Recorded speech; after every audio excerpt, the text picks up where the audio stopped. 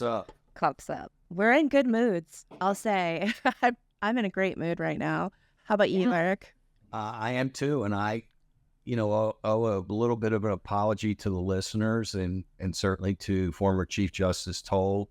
I was fully expecting her to be much more aggressive, and she was politely aggressive and completely polite to everybody in the courtroom. There's no question about her intellect. You saw it in high speed today. She shifts into high gear and she doesn't come down. That foot's down on the floor. Her intellect is beyond reproach. So did you think today she was going to mention your comments on the show? It's no. The opposite. No. Okay. No. In fact, I got called back up to the bench after the hearing ended, and she wanted to know the numbers of my jurors.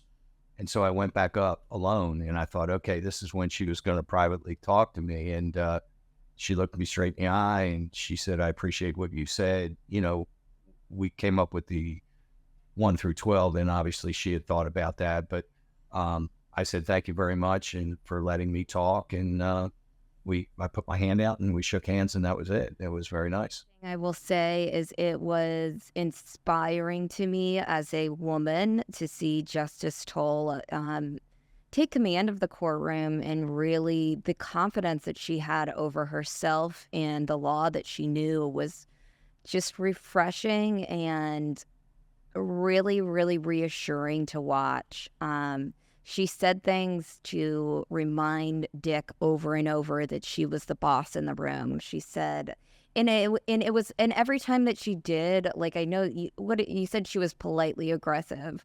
I think every bit of aggressiveness was validated because it was brought on by the defense kept trying to elevate it into a circus. And the only time when she was a little aggressive was when she was just trying to pull them back down to reality and saying, but I love, she said things like, I am the judge. I am perfectly capable. I am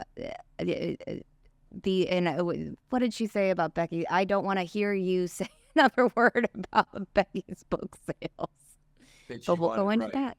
Right. Yeah, Liz, what were your highlights? So this entire time on this show and on True Sunlight, we've been saying that this is not about the Egg Lady juror. This is not about Becky's behavior from March 3rd forward.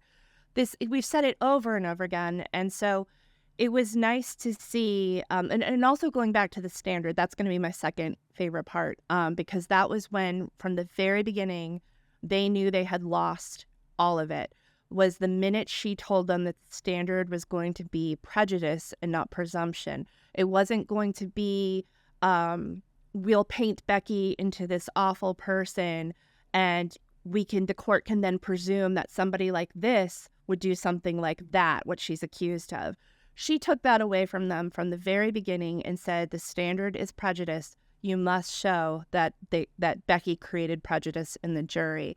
And we already know the answer to that. And one thing I said to Mandy, I think something happened back chambers where Dick thought she was going to go a certain way. And she came out and she took care of the hearing in a way that I don't think they perceived what was going to happen based on what happened back in chambers. And of course, we don't know what happened back in chambers. I didn't find fault in anything that Justice Toal said or did today, except one thing.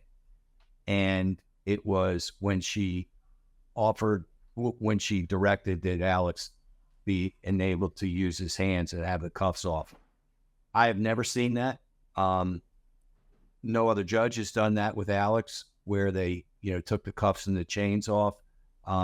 He is a double murderer. He's a convicted double murderer. And there was 5 police officers there that were wearing guns surrounding him. Now, I'm not saying Alex is that kind of guy, but I don't know. Don't know what desperation is or whatever. Right before the show, I was talking to a friend of the Murdaughs, specifically a friend of Maggie's, and she said to me, I recognize that face on Alec. I've seen it before. And she was talking about the pursed lips, the sort of red face. It's the look he got before he lost his temper. So visually, somebody who was very familiar with Alec and his behavior was able to immediately note the danger there. So I don't, Eric, I don't think that you're being sensitive. Let's talk about the jurors. She definitely wants to protect the jurors. She didn't want to do it in camera, which the state and Dick wanted to do. She was against that, a camera meeting in chambers. So they had agreed beforehand, guys, that the jurors were going to be interrogated and questioned in chambers outside. And she says, no, I want sunlight on this. And so what she ruled is no photographs, no videos. For a while, we were going to propose maybe the old mafia stuff where, you know, it's a grovelly voice, so you couldn't tell who the voice is of the juror. But she did like the suggestion that we made to renumber the jurors 1 through 12 as opposed to their juror numbers. But she had thought about it with her law clerk, so she was receptive to that. Can we talk about that for a second? Because I think that's a great idea, and I completely understand it, because protecting the jurors' names and obviously you don't want their pictures being taken and what have you because of the pressure that surrounds this case. But don't you in some way, because we have come to know juror 630, for instance, you say the number, we now know her entire, you know, sort of judicial history as it relates to this case. You go into Justice 785, which a lot of people had comments today about how Dick kept calling her the egg lady juror, by the way, and not referring to her in the professional way as one would juror 785. It's denigrating. Well, you know why he's doing it. It's the headline. It's the catchphrase. It's the key words that perk up those media ears in that box over there. Oh, they're talking about the egg lady juror. Because if you just say juror 785, that's going over a lot of people's heads. Don't you think, like, with numbering them 1 through 12, we have, in some way, we're removing accountability, at least sort of like a surface accountability. So even though we don't know the name of juror 630, we can hold her accountable to her words as juror 630. You understand what I'm saying? So now if she's renumbered juror 3, I have no context as a member of the public to understand whether she's motivated. For instance, we know that juror 630, there's questions about her connection to the egg lady juror. We have no sort of frame of reference, you know, to who, when juror 578 comes on board, the one that we haven't heard from, we don't know whether he's juror 4 or juror 8, you know?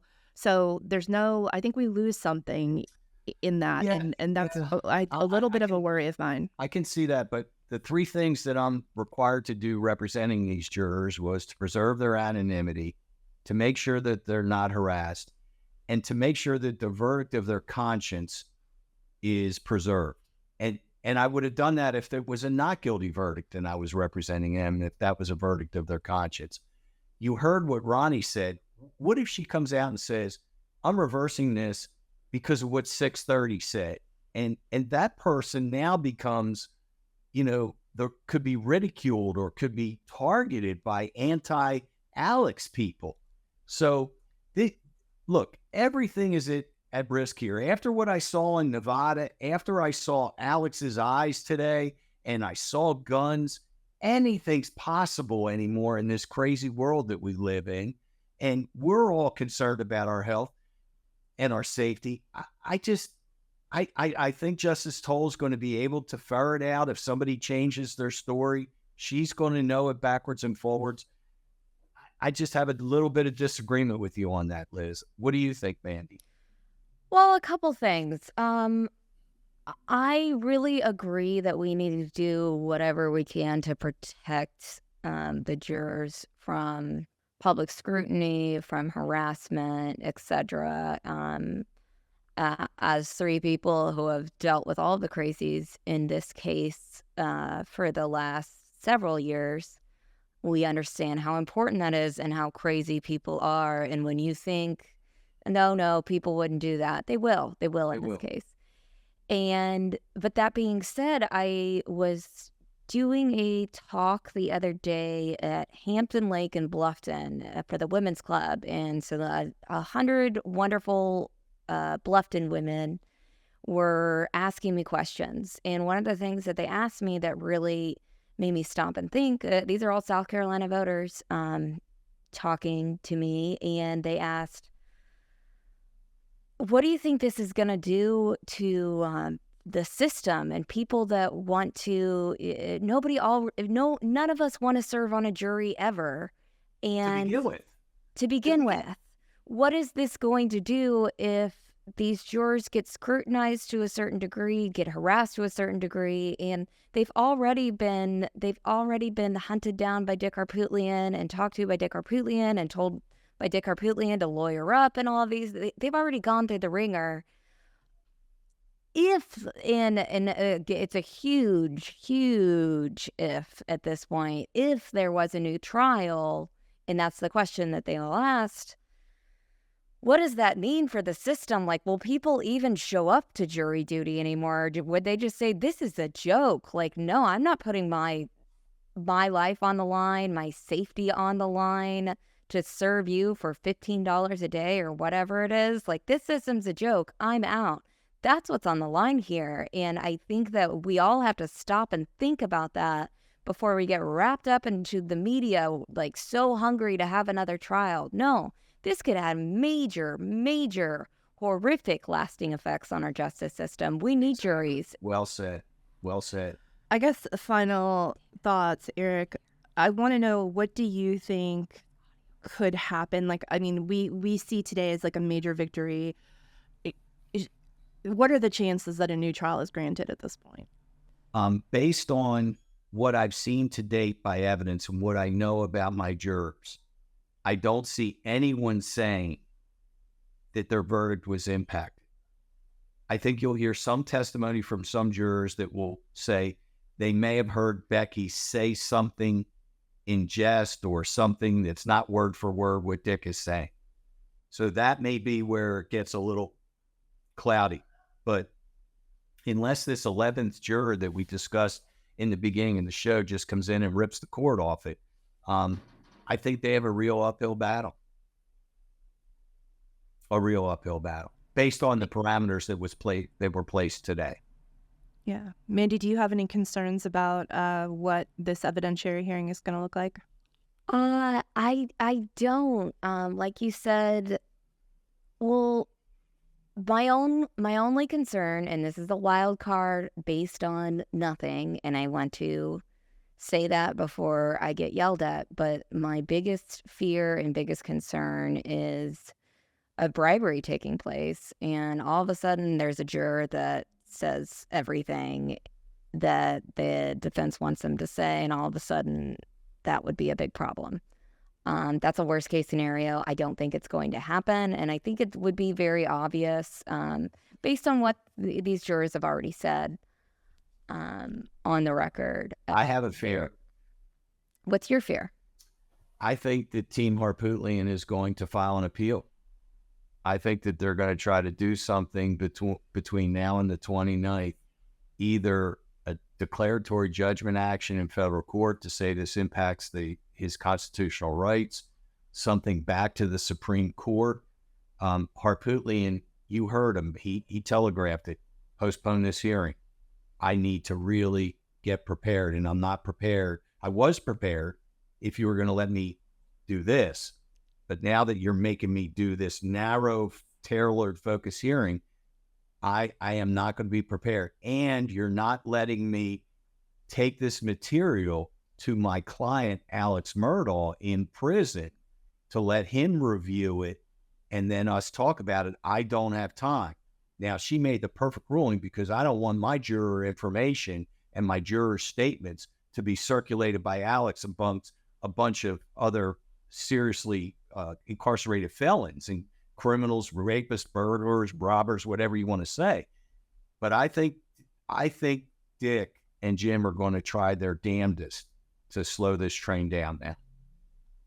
That's my fear. I may be totally off base, but them leaving the courtroom and seeing how frustrated and angry Dick was, I don't see him just walking in and doing what Toal's telling him to do.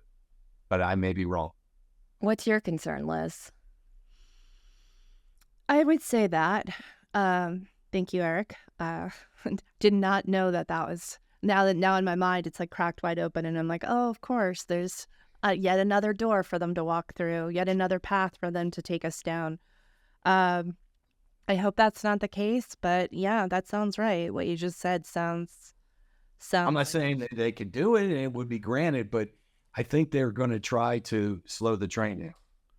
Yeah, I mean, they definitely were telegraphing that because one of somebody on Twitter asked us about why Dick didn't invoke his legislative immunity to get this postponed. And obviously the reason there would be that because he was saying that this needed to happen now. Like, this is the speed of this happening has been driven by them. So now that the speed no longer favors them. Nope. He thought Justice Toal was going to rule in his favor. And that's why he was willing to wait. Nice. And he made him, he just never saw this coming. It's just what he did for the murder trial. He sped everything up, and he said something very similar. Like this is his thing. These old men do not have new tricks. I've learned that over and yeah. Well, cups down, guys. Cups down.